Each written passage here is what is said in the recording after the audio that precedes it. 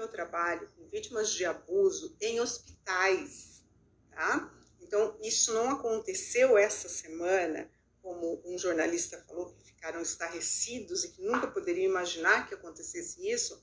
Isso já acontece há muito tempo e, com certeza, as vítimas de 2013 também não foram as primeiras vítimas naquela ocasião. Isso já vinha acontecendo há muito tempo. Há 9 anos, esse é o que tratam, não é, de crimes, são serial killers, né? São pessoas que trabalham dessa forma, eles abusam por anos e anos até serem descobertos. Então, essas nossas vítimas específicas do hospital em 2013, elas não eram abusadas na sala de cirurgia. Por que não eram abusadas na sala de cirurgia? Porque era uma equipe médica e, enfim, não dava para praticar aquilo diante de todos. Mas,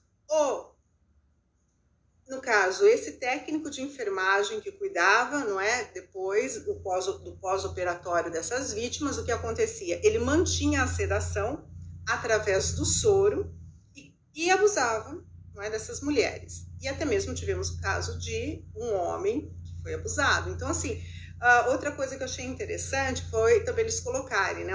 Olha, frise muito bem, vamos frisar que é a cultura do estupro, que as mulheres. Não, gente. O que acontece? Quando você encontra um psicopata pela frente, você não sabe o que se passa pela mente dele. Então você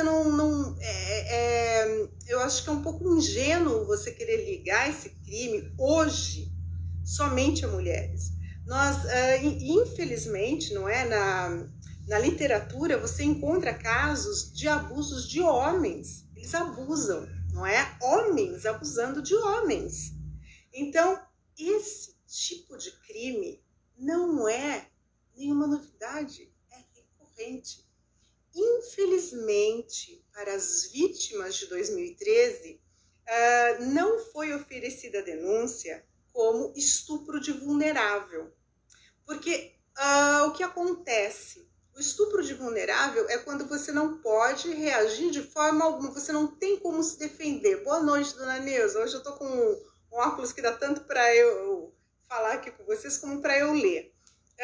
O estupro de vulnerável, como foi o caso do Rio de Janeiro, a moça estava sedada, não é? As demais vítimas todas estavam sedadas, tanto que essa foi a desconfiança da equipe médica e da equipe de enfermagem que atendia, né, junto com esse médico, e isso causou estranheza, não é? E devido a essa sedação profunda, então, o Ministério Público do Rio de Janeiro ainda não ofereceu denúncia, está tudo em fase de investigação, mas não é, a delegada ela qualificou isso como estupro de vulnerável. Então, estupro de vulnerável, você tem 20 anos. Então, esse médico, se ele já pratica isso há mais de 6 meses, se ele pratica isso há 1 ano, há 2 anos, 3 anos, seja o tempo que for, essas vítimas todas vão ver justiça ser feita no caso delas.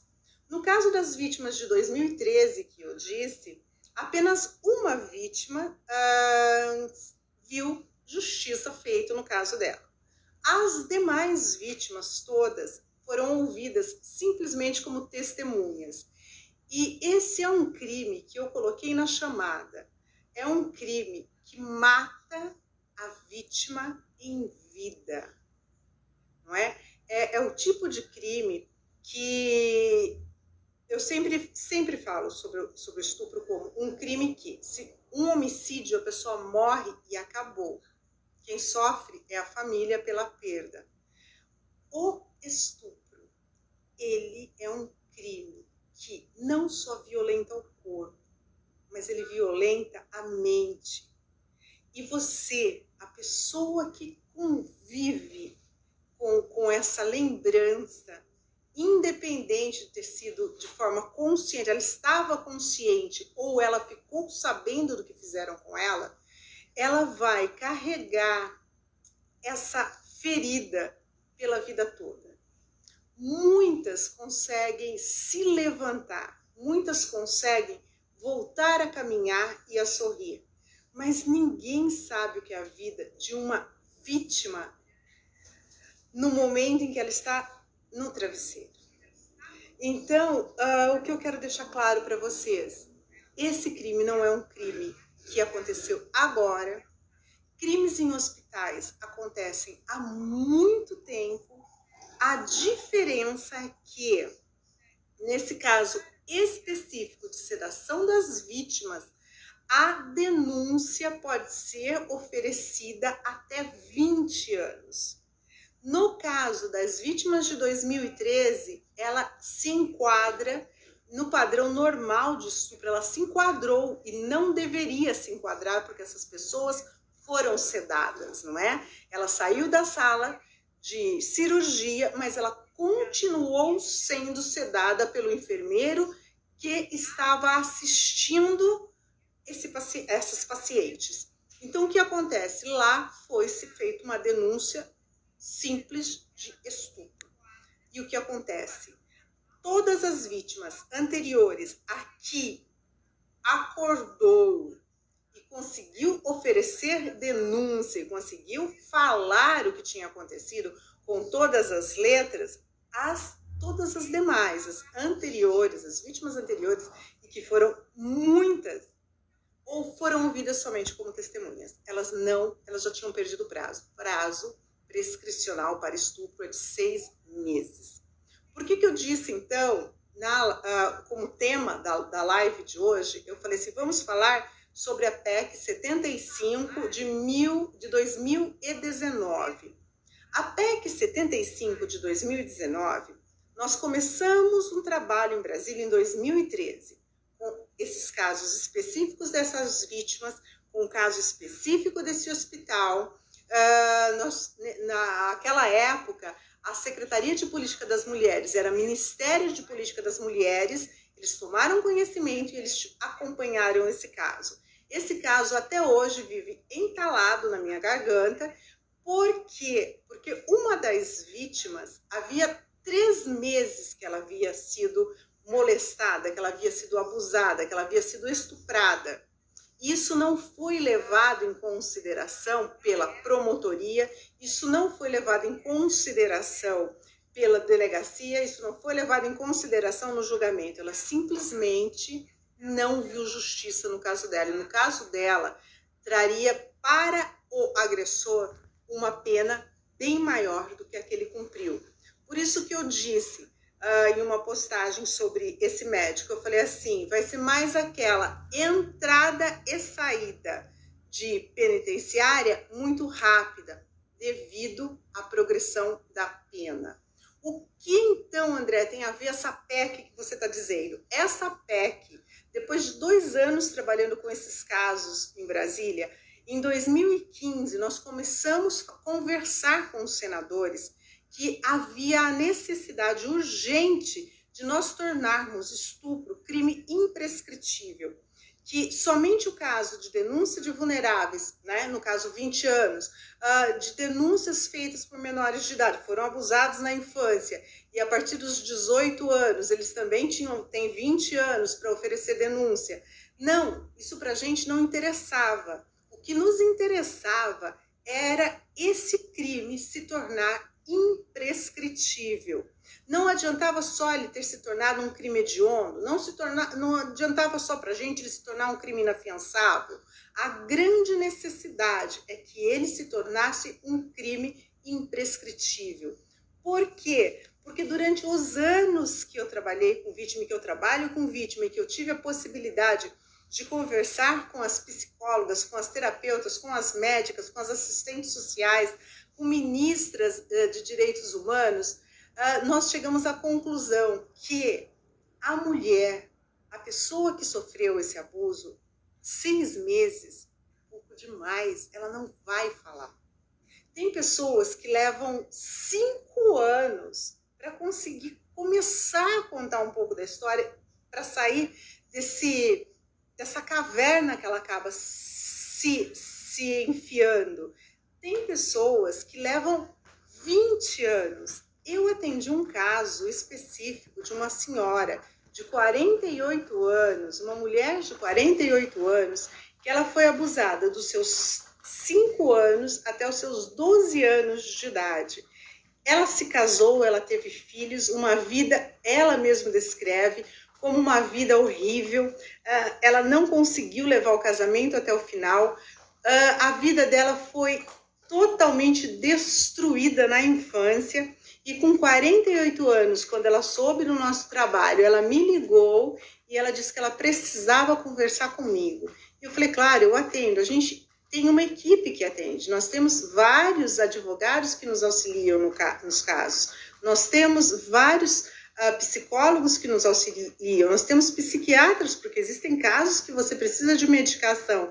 Nós temos amigos, muitos amigos, tanto que quando eu comecei esse trabalho, eu quis desmistificar o medo que as pessoas têm do promotor.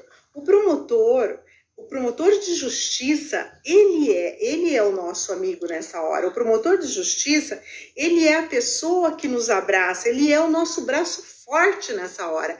É ele quem oferece a denúncia, é ele quem vai para cima do bandido, do criminoso. Então, o promotor de justiça, quem deve temer promotor de justiça é bandido. A população não tem que temer promotor de justiça. Nós temos que olhar para o promotor de justiça como um super-herói. Você tem que olhar para ele com uma capa de super-herói, porque é ele quem vai oferecer a denúncia, é ele quem vai para cima do bandido. Então, quando acontecem esses casos, nós sempre incentivamos a vítima a ir ao Ministério Público. Hoje o Ministério Público tem um tratamento diferenciado para vítimas desse tipo de agressão, as agressões sexuais. Mas nós ainda, infelizmente, continuamos com o estupro sendo um crime não imprescritível. Essa PEC 75 de 2019, nós começamos a trabalhar em 2015, certo? Com um senador. Esse senador, ele saiu, não é? Em 2018 ele não foi reeleito e em 2019 essa PEC passou para uma senadora. Essa senadora, ela passou a relatoria também para uma segunda senadora. Elas fizeram um trabalho muito forte, eu acompanhei isso desde 2015, elas fizeram um excelente trabalho junto ao Senado e em setembro essa PEC estava pronta, a relatoria pronta e essa PEC foi para a aprovação no Senado Federal. No Senado Federal, ela foi aprovada nas duas sessões. Na primeira sessão, ela foi aprovada por unanimidade. Depois, em sequência, no mesmo dia, ela foi para a segunda votação e ela foi aprovada por unanimidade.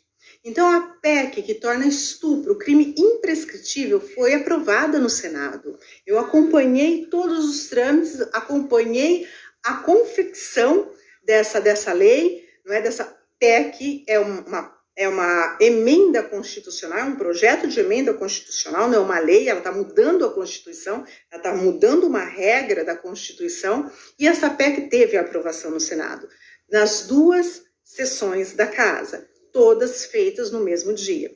Só que essa PEC, ela está engavetada na Câmara.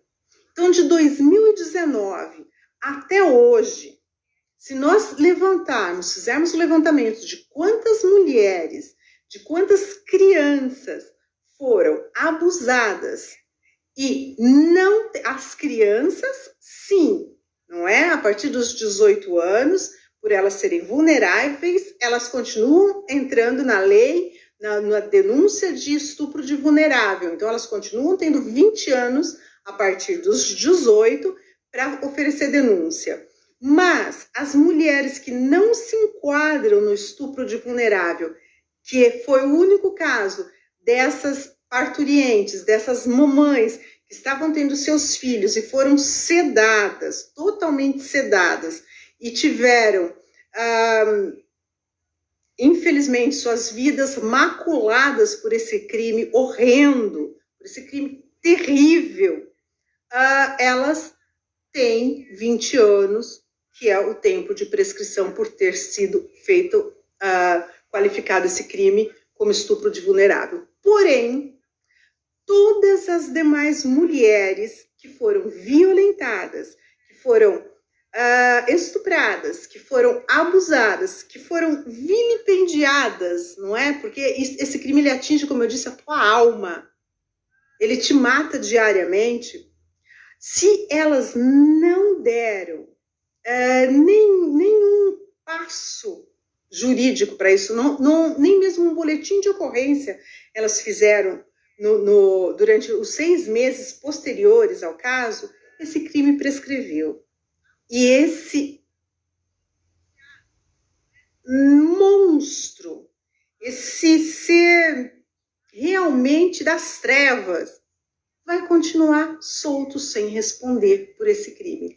Por quê? Porque a PEC ficou parada no Congresso Nacional. Coisa que deveria, saindo do Senado, já deveria ter sido encaminhada para a Comissão de Constituição e Justiça, já deveria ter sido nomeado um relator. Essa PEC deveria ter sido aprovada no início de 2020, assim, a toque de caixa, para que isso, pelo menos, os que não são, porque todo abusador tem esse fetiche, não é? Essa monstruosidade dentro de si, a grande maioria é psicopata.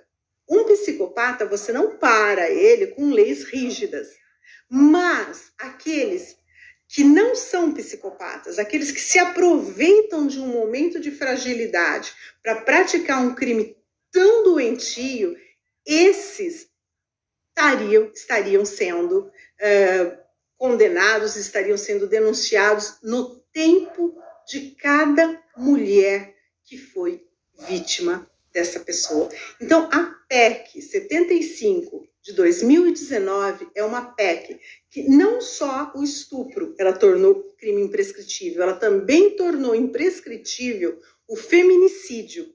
E é uma PEC que nós estamos trabalhando dia e noite na cabeça dos congressistas para que eles também coloquem a pedofilia.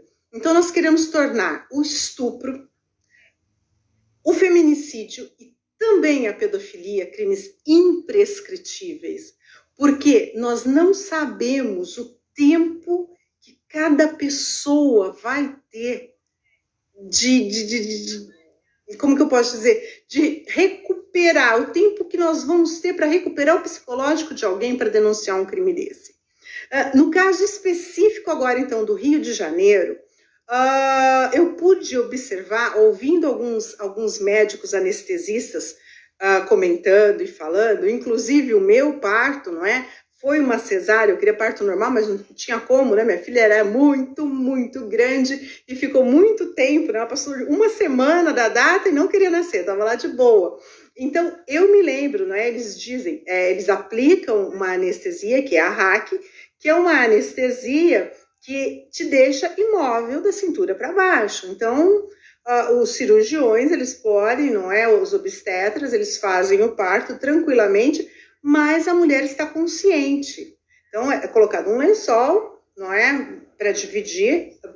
Eles dizem que para não vir sangue, não é? No corte, o sangue não vir até nós, e também nenhuma outra, não tem possibilidade de contaminação também de alguma coisa que nós estejamos usando e que vá para a cirurgia, para a criança.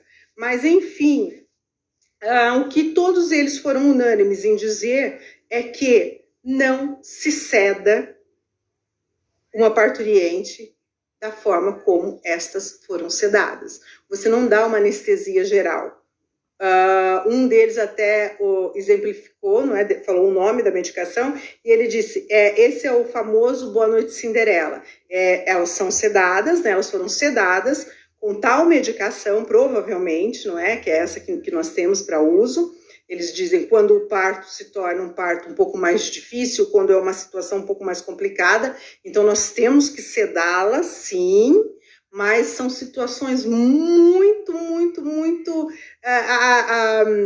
como que eu posso dizer, raros, são casos raros de sedação e nós usamos esse tipo de sedação, que depois que ela acorda, ela não se lembra do que aconteceu. Então, muito provavelmente, os anestesistas disseram que foi esse tipo de anestesia que esse médico aplicou. E eles fizeram uma observação que eu achei muito importante nós prestarmos atenção aqui, e eu quero continuar nesse trabalho junto a essa PEC, eu quero levar essa informação para os congressistas, para nós colocarmos mais algumas coisinhas que agora vão vir à tona. Quando uma mulher ela é sedada no parto, não é como foi colocado pelo médico que eu assisti, quando ela é sedada, uma sedação completa, que tira totalmente a consciência dela, ele diz que é um risco de morte muito grande, porque a mulher parturiente, ela fica com a hipótese, eu vou dizer, não sou médica, não sou obstetra, não sou anestesista, mas eu ouvi isso de um médico anestesista, e vou pôr até o link do canal dele, vocês vão poder assistir, e foi isso que ele disse.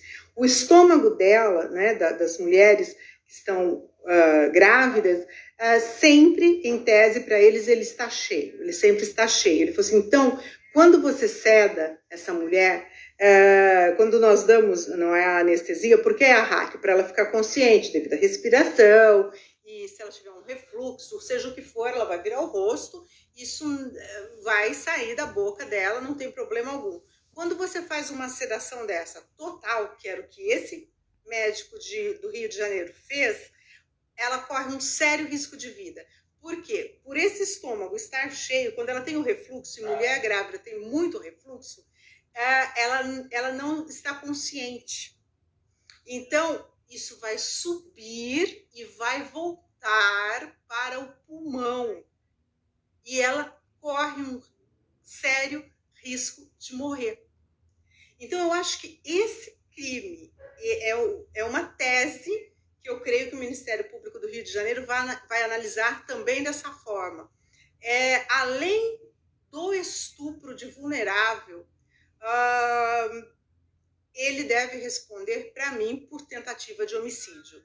Porque ele estuprou, mas anestesiou essa mulher, sabendo, por ele ser um médico anestesista, que não se pode sedá-la totalmente devido ao refluxo que a parturiente tem, e ela, sedada, não teria como se movimentar para regurgitar esse refluxo, e esse refluxo voltaria e lhe causaria uma embolia pulmonar, e ela poderia morrer. Então, os médicos que estavam participando desse parto, como ele disse, não tem. Às vezes as pessoas falam assim, gente, mas como não perceberam o que ele estava fazendo? Não tinha como perceber o que ele estava fazendo.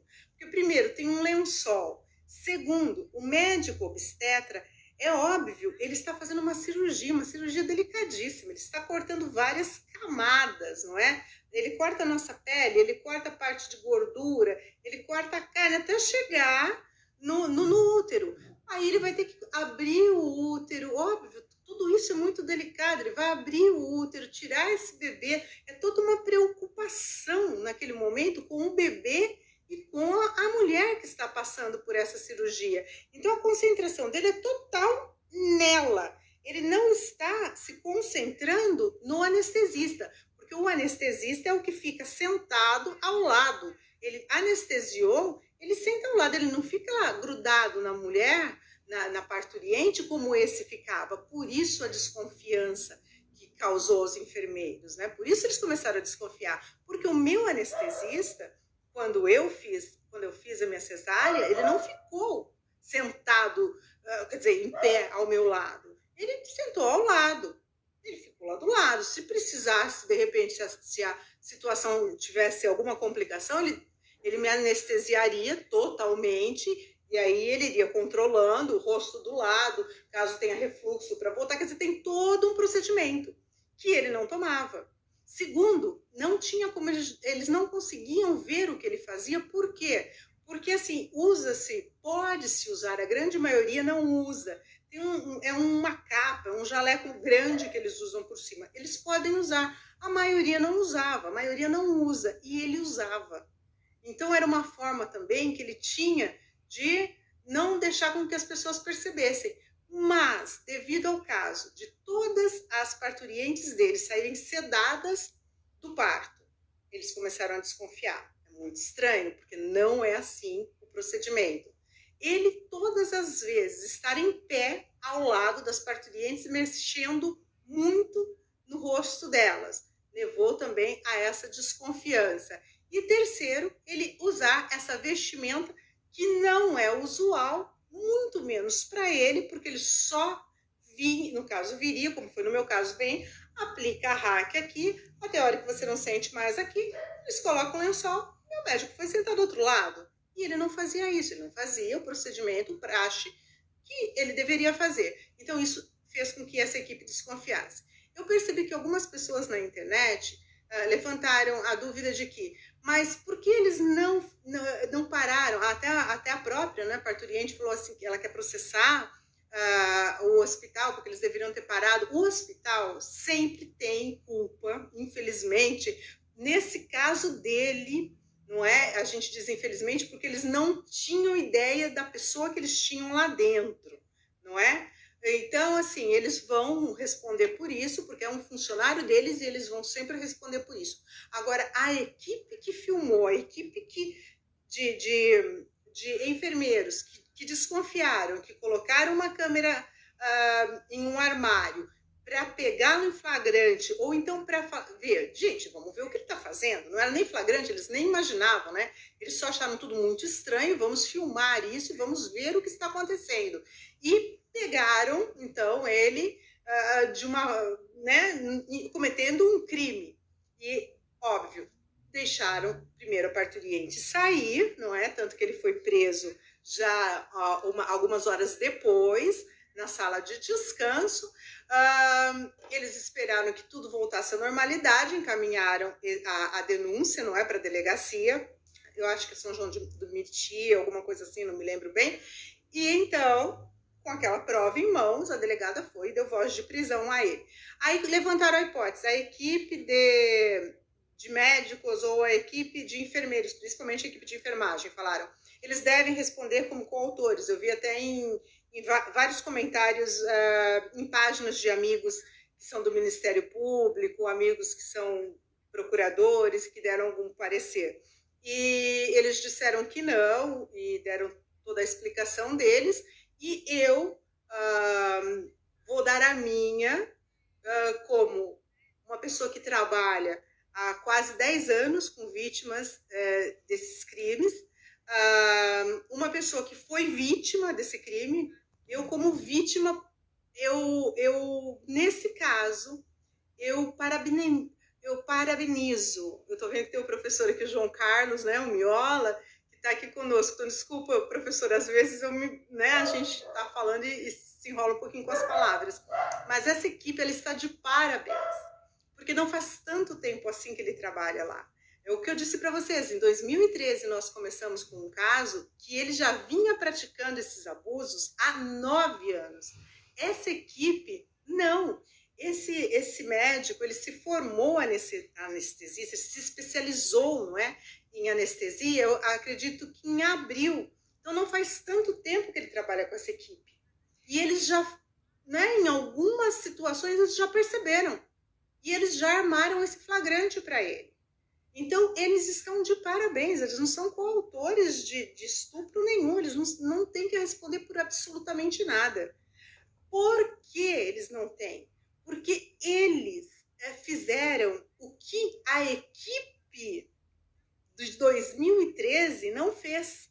Não fez, porque essas mulheres de 2013, que eu estou contando 2 casos paralelos para vocês entenderem a necessidade de estupro se tornar crime imprescritível. Essas mulheres de 2013, elas falavam e nada era feito.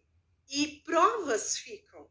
A partir do momento que a parturiente, ou no caso, essas pessoas que eram muitas por depressão, que era um hospital particular, então vai tomar alguma medicação, ia fazer um outro tipo de cirurgia. E quando essa pessoa acordava e sentia que tinha sido abusada, o que acontecia? Elas levavam ao conhecimento do hospital. O que seria o correto? 1 vez, 2 vezes, 3 vezes, 4 vezes, 5 vezes. Será que essas mulheres todas enlouqueceram? Não. O correto era pegar uma dessas vítimas e encaminhá-la ao Instituto Médico Legal.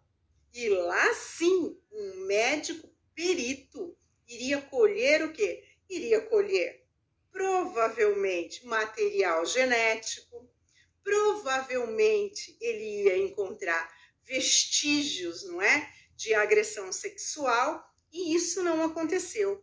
Então, por que eu estou parabenizando essa equipe do Rio de Janeiro? Porque eles não deixaram que isso continuasse. E por que, para mim, coautores foi essa equipe de 2013? Porque eles ouviam essas mulheres e taxavam-nas de ou você está maluca ou isso é feito da medicação. Eles nunca acreditaram nessas mulheres. E, inclusive, parte dessa equipe, não é, foram processadas, não é? 2 pessoas especificamente dessa equipe foram processadas por falso testemunho e por obstrução da justiça. Por quê? Porque falso testemunho tentando encobrir o abusador e obstrução da justiça, porque quando a vítima que levou ao conhecimento do hospital, no exato momento que ela acordou e que ela tinha conhecimento do o que ela deveria fazer na hora, mesmo estando com catéter no braço, mesmo estando totalmente inchada, porque essa pessoa ela estava para fazer uma cirurgia de vesícula, de emergência, porque a vesícula dela estava 10 vezes, a pelezinha que envolvia a vesícula, sei nas minúcias o caso, a pele que envolvia a vesícula, ela estava 10 vezes maior que a normal. Essa pessoa, ela foi encaminhada com urgência para o hospital para fazer essa cirurgia que não foi feita. Então, essa pessoa não conseguia se movimentar. Essa pessoa estava totalmente inchada. Essa pessoa estava totalmente debilitada. A cirurgia não havia sido feita. Então, mas essa pessoa tinha conhecimento jurídico. E ela disse, não, pera, tem algum vestígio aí? E o marido olhou para a cama e a cama estava suja. Como que a cama estava suja?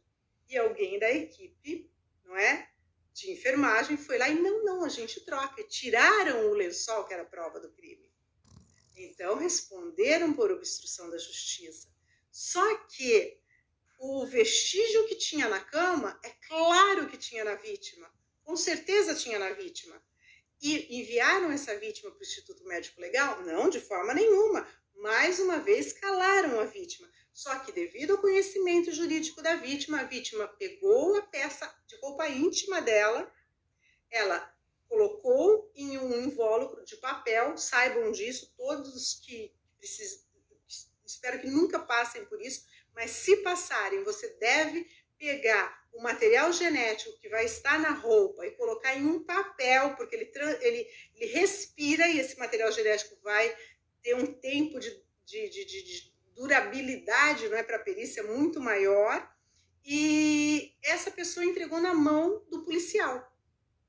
E aí o policial, então, apresentou isso como prova, e não vou contar todo o caso, porque o caso é horrendo, mas essa primeira equipe desse hospital simplesmente não deu atenção para nenhuma das vítimas, nunca armou-se um flagrante para esse acusado da época, hoje condenado, não é? Hoje é condenado, hoje foi lançado o nome no rol de estupradores, porque hoje nós conseguimos uma lista para isso, então sabe-se onde está, essa pessoa é monitorada, porque era o mínimo que deveria ser feito, né? Como é nos Estados Unidos, todo mundo sabe onde estão todos.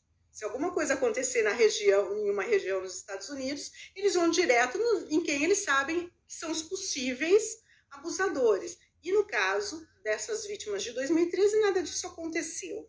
Então, parabéns à equipe do Rio de Janeiro, que não deixou isso se perpetuar. Tão logo desconfiaram, já armaram esse flagrante. Continua sem para mim, mérito algum essa equipe de 2013, continua para mim sendo co-participantes desse crime.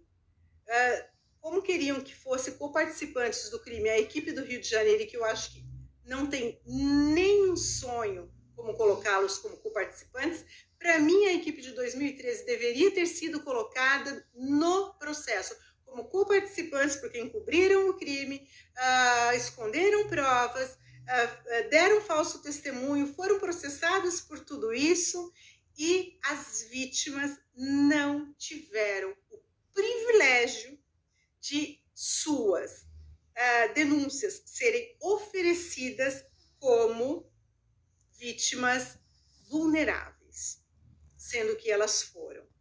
E para as vítimas de 2013 e para todas as demais vítimas que, infelizmente, passaram por esse tipo de situação, eu tenho uma novidade para vocês.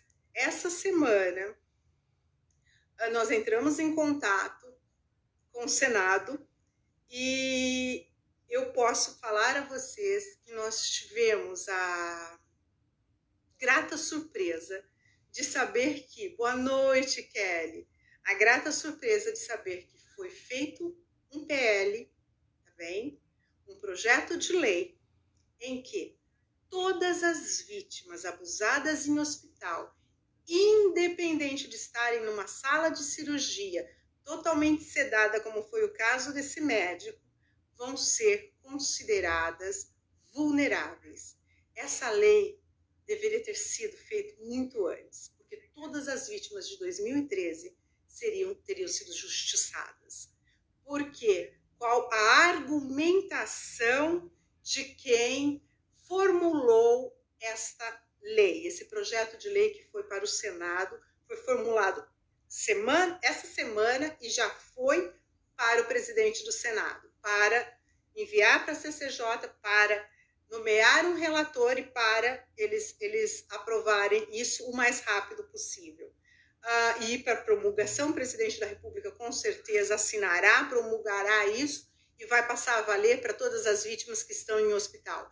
Porque eles acompanharam todo esse caso de 2013 comigo e no momento em que aconteceu isso, os senadores se lembraram do caso de 2013 e eles falaram: elas não puderam oferecer denúncia como vulneráveis, mas elas foram sedadas no soro. Elas não estavam na sala de cirurgia e saíram sedadas, mas elas estavam no quarto e esse técnico de enfermagem, ele administrava o Boa Noite Cinderela, como disse, muito bem, não é? O médico anestesista que eu assisti, ele administrava essa medicação no soro das pacientes e elas ficavam totalmente à mercê dessa pessoa. Então, hoje, nós temos no Senado Federal, essa semana, um projeto de lei já nas mãos do presidente do Senado para tornar todos os pacientes de hospitais que está dentro de uma unidade hospitalar, onde nele está sendo ministrado um soro, onde para ele está sendo ministrado medicações, todos, a partir do momento que essa lei for aprovada, serão considerados vulneráveis, porque você está sob os cuidados de pessoas que você não tem a mínima ideia do que está ministrando para você. Você não tem a mínima ideia se eles estão te sedando. Você não sabe nem mesmo se eles estão te medicando. Você não sabe o que está acontecendo, porque você não é um profissional da área da saúde. Então, a partir desse ano, e eu creio que o Senado vai votar, vai aprovar nas duas sessões. Eu quero estar acompanhando isso em Brasília. Quando isso chegar na Câmara, eu vou até o presidente da Câmara e eu vou pedir a ele encarecidamente que já envie para a CCJ para que seja colocado um relator para que isso ainda seja aprovado esse ano, para que todas as pessoas, todas as pessoas que estiverem em hospitais, que estiverem sendo medicadas, que não têm a mínima ideia do que está acontecendo e que forem abusadas, que forem acometidas de crime sexual, que elas sejam consideradas vulneráveis e que elas tenham um prazo muito maior. No caso, enquanto a PEC, que torna estupro crime imprescritível, não passa pela Câmara, ao menos todas as pessoas que forem abusadas sexualmente em hospitais terão a denúncia oferecida como estupro de vulnerável. Eu sempre defendi essa tese e até então os senadores ficavam um pouco receosos, não é? Eles preferiram partir logo para a PEC de estupro, de tornar o estupro crime imprescritível. Mas como ela ficou parada na Câmara, então o que eles fizeram? Vamos então tornar todos os pacientes de hospitais vulneráveis, porque realmente você está vulnerável na mão de pessoas que sabem ministrar medicação que você não tem a mínima ideia do que seja. Então, é isso que eu queria deixar para vocês. Nós temos uma PEC, a PEC 75 de 2019, que torna o estupro crime imprescritível. Essa PEC traz também, no seu bojo, ela também traz o feminicídio como crime imprescritível, mas eu estou assim, eu trabalhei junto ao Senado, não é? Acompanhei tudo isso e eu quero pedir, não é? E depois aí vai ter que voltar para o Senado, claro. Eu quero conseguir com a Câmara que eles também elenquem a pedofilia como crime imprescritível. E a partir do momento em que há essa mudança, não é? Aí ela volta ao Senado. Ela tem essa mudança, não é? Pela relatoria, passa pela Câmara, se ela passar na aprovação da Câmara, como foi mudado alguma coisa, ela volta para o Senado, mas o Senado com certeza vai aprovar isso, e aí então nós teremos todos os crimes sexuais definitivamente qualificados da maneira correta, não é? Crimes imprescritíveis. A novidade dessa semana é que o Senado fez esse PL, não é? Que me deixou assim... Eu recebi, inclusive, da senadora a mensagem, me lembrei do teu caso, por isso fiz esse PL. Então, eu fiquei muito feliz, no sentido de... Valeu a pena 10 anos lá dentro, valeu a pena andar... A gente anda uma média de 8 a 10 quilômetros por dia dentro do Congresso. Quem imagina que é fácil estar dentro do Congresso? Não é fácil. Você não precisa pôr o pé para fora. Só de andar lá dentro, você anda de média, uma média de 8 a 10 quilômetros de gabinete em gabinete, de comissão em comissão, falando com um e falando com o outro. Então, valeu todo esse tempo lá dentro fazendo isso, mas eu espero sinceramente que a PEC seja aprovada com a máxima urgência, porque todas as mulheres, todas as pessoas, porque o estupro, como eu disse, não enquadra somente mulheres, nós tivemos casos de homens também. Então, todos que foram violentados, eu gostaria que tivessem essa cobertura jurídica da imprescritibilidade do crime, para que nós colocássemos essas pessoas definitivamente na cadeia e aí então começarmos a trabalhar muito seriamente, rigorosamente, para que não exista mais progressão penal e saidinhas nem insônia. Porque quem comete esse crime uma vez, vai cometer 2, 3, 4, 5, todas as vezes que ele achar o ambiente propício. E mais, o último grau de psicopatia, que todos sabem, é o homicídio. Nem todo psicopata é homicida. Tem psicopatas que ele só quer galgar um lugar mais privilegiado na sua profissão e assim vai. Mas o último grau de psicopatia é o homicídio. E a grande maioria dos abusadores, dos estupradores, psicopatas, quando eles são pegos e quando eles cumprem uma pena, a hora que eles saem, nós tivemos um caso aqui na minha cidade terrível, não é? O estuprador foi preso e quando ele saiu, ele estuprou novamente a pessoa, só que aí ele a matou. Então, para que ele não seja pego novamente, eles acabam matando. Então, esse crime tem que se tornar imprescritível, a lei tem que ser rigorosa, não pode haver progressão de pena, ele tem que cumprir a pena realmente na penitenciária de segurança máxima. A pena também foi aumentada nesse projeto de emenda constitucional e nós temos que começar a olhar para esse tipo de crime, não mais com olhos de, nossa, não acredito que aconteceu, acredite.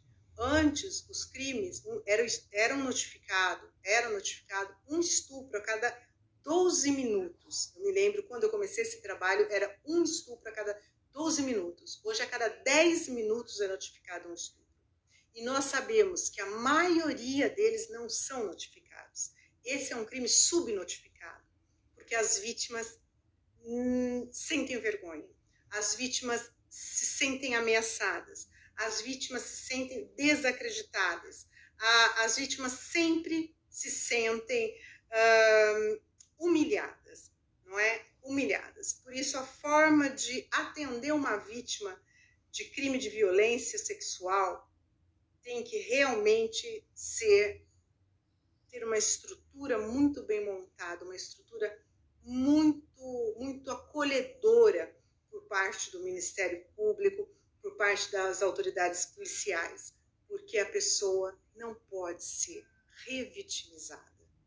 É um crime que mata o ser humano em vida e quando ela é revitimizada, quando ela é caluniada, porque na grande maioria das vezes também nós vemos isso, você está, uma frase que eu sempre uso, você está enterrando em vida uma vítima de estupro. Quer dizer, além de você ter matado ela em vida, você ainda está enterrando ela viva. Então ninguém imagina o que é passar por um crime tão horrendo como esse. Eu ia usar só 20 minutos, mas acabou se estendendo a live. Vou fazer uma edição dessa live, vou colocar no canal e aí vou colocar nas minhas redes. Depois, quem quiser assistir e colocar as perguntas lá, eu vou deixar aberto para perguntas. Quem quiser se sentir na necessidade também de relatar seu caso, se de repente nunca falou para ninguém, nós estamos também para ouvir. Nós temos pessoas amigas, terapeutas, que podem depois conversar com essa pessoa e auxiliá-lo. Esse nosso trabalho aí de quase 10 anos reuniu uma equipe muito especial. São, como eu disse, advogados, terapeutas, médicos psiquiatras, muitos e muitos promotores, delegados, desembargadores maravilhosos que nos auxiliam, porque de repente a gente tem uma vítima em outro estado e nós não conhecemos ninguém naquela região, aí nós recorremos a alguém e o Ministério Público ele acolhe essa vítima de uma forma maravilhosa. Então eu só tenho a agradecer ao Ministério Público e mais uma vez dizer para vocês, eles são o nosso braço forte. O promotor de justiça é o teu braço forte contra o criminoso. Nunca olhe para um promotor de justiça como se ele fosse fazer um mal para você. Não, ele faz justiça contra o bandido, nem mal para o bandido ele faz. Ele promove a justiça. E para a vítima, ele é com certeza o nosso guardião. Então, é isso que eu tinha para falar para vocês. Vou deixar no canal gravado, não é? Eu vou editar a live, pôr no canal, e quem quiser deixar o seu testemunho, quem quiser deixar o seu parecer, vai ficar aberto para comentários, tá bem? Boa noite para vocês. Foi uma live pesada, é um assunto pesado. Eu me segurei, claro, aqui para não chorar, por ser vítima, não é? Por ter sido vítima desse tipo de crime, por ter sido vítima desse tipo de crime dentro de um hospital, por ter sido vítima desse tipo de crime e desacreditada, por ter sido vítima deste crime e não ter tido 20 anos, porque não foi denunciado como esse caso, como eu disse, como estupro de vulnerável, por ter sido vítima desse crime e ter visto todas as demais vítimas no mesmo local, do mesmo agressor, que foi o meu, não vendo justiça no caso delas, por ter sido vítima desse crime e continuar assistindo vítimas de situações muito mais difíceis ainda. Então, eu me solidarizo com todas essas vítimas do Rio de Janeiro. Eu parabenizo, como eu disse, essa equipe de enfermagem do Hospital do Rio de Janeiro e, sinceramente, se eu pudesse, se eu tivesse poder de caneta, eu os condecoraria, eu os levaria até o Congresso Nacional e eu faria uma sessão em homenagem realmente a esses profissionais de enfermagem que foram os heróis dessa paciente. Eles, sim, foram heróis. Eles colocaram a profissão deles em risco, não é?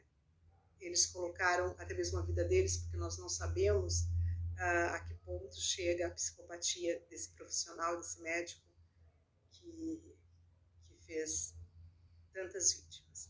Então, parabéns à equipe do Rio de Janeiro e eu espero que alguém no Congresso Nacional use essa ideia e leve-os até lá para que eles recebam a devida homenagem, né? Foram realmente heróis de muitas mulheres. Vou encerrar por aqui, boa noite. E nas próximas lives eu volto com um sorrisão e brincando, mas essa foi, para mim, difícil de fazer hoje, especificamente por ter passado pelo mesmo. Boa noite para vocês.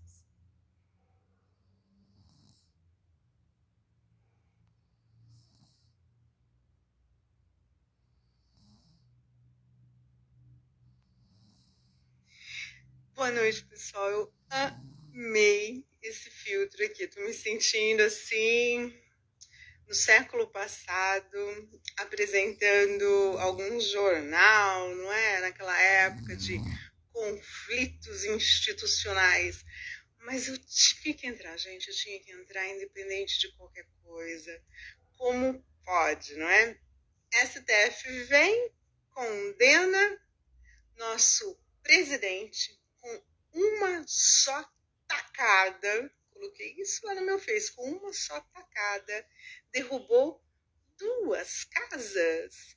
O STF, que achou que podia, não é? Nós abrimos um inquérito do fim do mundo, nós fazemos o que nós queremos, nós condenamos, nós prendemos. Mas o maior tapa na cara que o presidente deu hoje foi: cala a boca, Câmara Federal. Ele passou um cala a boca, gente. Para pensar. Gente lá montando projeto para ser votado a toque de caixa, para dar indulto para o Daniel Silveira. Acorda, povo da Câmara Federal. Quem dá indulto, quem concede indulto é o presidente da República, meus queridos. Não adianta vir deputado, deputada ou o que quiser crescer um pouquinho mais na mídia, que aliás eu estou assim por aqui desse pessoal, né? Por aqui. Vá fazer lei, vá trabalhar antes que a coisa exploda como explodiu. Depois que explodiu, vocês vão querer fazer graça? Não, queridos, para isso nós temos, é isso aí, Kleber, nós temos o mito, tá bom? Quem concede indulto é presidente da República, deputada. Quem concede indulto é presidente da República, deputados. Acordem, não adianta mais vocês quererem crescer nas costas do presidente. Acabou. Ele não é de jogar pôquer, ele é de jogar xadrez. O nosso presidente deu um checkmate nos dois poderes. Legislativo e judiciário, aprendam a trabalhar com o presidente da República que vocês têm. Ninguém é maior que ele. Indulto, só o presidente quem dá. Aliás, para mim, ele deve estar até por aqui, com alguns deputadozinhos aí, ó, que surfaram na onda em 2018, entraram em 2019 e ainda andam aí querendo aparecer mais do que já aparecem. Chega, gente, chega. É o nosso presidente, ele é o cara. Para de querer ser mais que o presidente. Aliás, chega. Eu ia falar o nome, eu só não vou falar porque eu gosto muito dela, mas para! O cara é o presidente, ele é quem deve ser o dono dos holofotes. Para, gente, para que tá feio. Valeu, presidente. Mostrou para as duas casas, né? Para os dois poderes, quem manda de verdade. STF pode, você pode mais. Câmara, quer crescer nas suas costas? De forma nenhuma. O senhor vai voltar como presidente na próxima eleição e quem o senhor indicar voltará mais fortalecido ainda depois do seu mandato. Gente, estou de alma lavada, porque enfim o presidente da República mostrou para o Congresso Nacional, mostrou para esses deputados que surfaram nas costas deles. Eu estou assim, muito irritada, mas eu vou tentar falar docemente. Ele mostrou para quem vive grudadinho nele, para cima e para baixo, noite e dia, como se fosse o creme de la creme, que ponto final. O presidente é ele. Se alguém tem que aparecer, é ele. Se alguém tem que chamar a atenção da nação de forma concreta, de forma boa, é ele. Chega, né, deputados? Chega de ficar posando na foto com ele. Ele é o cara. Vocês é outra coisa. Boa noite. Esse é o presidente que a gente tem. Esse é o presidente que todo mundo votou. Esse é o presidente que nós queríamos. E agora, enfim, o recado foi dado para a Câmara Federal. Para, que tá feio. Quem dá indulto, quem concede indulto é o presidente da República, deputados.